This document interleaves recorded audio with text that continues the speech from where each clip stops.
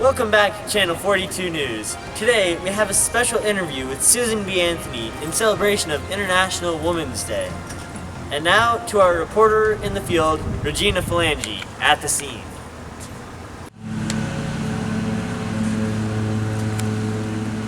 Thanks, Mo. Hi, I'm Regina Phalange and I'm here with Susan B. Anthony.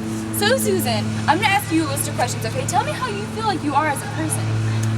Well, Miss Phalange, I see that I am a very influential person, especially when it comes to women's rights. I consider myself a leader for the race for equality, and all these women, they look up to me, and it is my goal to gain equality throughout the nation. Yeah, I hear you, Susan. All right, so what are some tactics that you use to spread influence across the nation? Well, Regina, may I call you Regina? Yes, you may.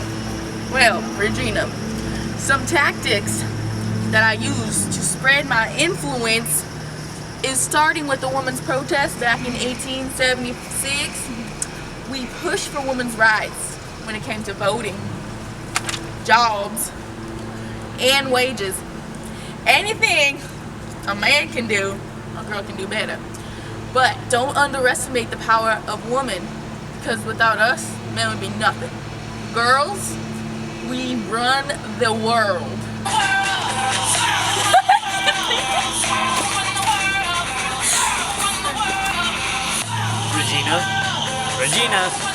Regina! Yes, sorry. So Susan, tell us a little bit about your court case. Why, of course. You see, it focused on the Minor versus Happersett on October 15th of 1872. Miss Virginia Minor was fighting for the right to vote in court. You see, while she lost the court case, soon after we got the 19th Amendment in our Constitution allowing us to vote. Yeah, okay. So, let me ask you, how difficult was it to live in the era where women weren't equally as men, wasn't like treated equal? Well, Miss Phalange, let me tell you, it was very difficult to live in that era because we didn't have a voice. And we had to stand by and we could not contribute to nothing. When it came to getting less wages than men, it was difficult because I didn't want to depend on men. I know my fellow female advocates did not want to depend on men.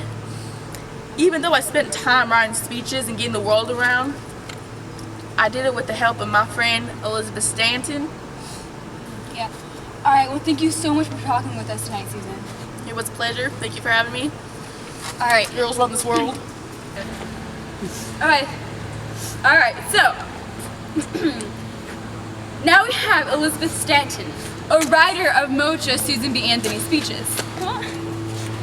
Come on, sweetie. I'll come to you. I'll just come to you. Alright.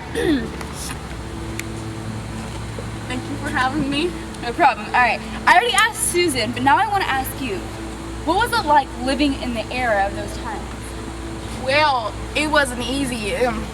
Thank you, sweetie. It was very depressing. Watching all these other girls being unable to contribute. And I have to say, what happens around them, it's just terrifying. It was unfair because all these people had to be spectators, which is why I found Susan. And together we changed the world. You sure did. So, tell me a little bit about your road to equality. Well, I wrote most of the speeches for Susan, but I don't mind that she gets all the credit. All I care about is that we change history, and now we are considered. You just stuck that in my mouth, sweetie. We are considered equal to these men, and it's just a spectacular feeling. Let me tell you. Yeah. All right. Well, thank you so much, but we're out of time for this segment. So it was such a pleasure talking to you, Elizabeth. Can I call you Elizabeth? You can call me Elizabeth. Okay. Goodbye. All right. Thank you.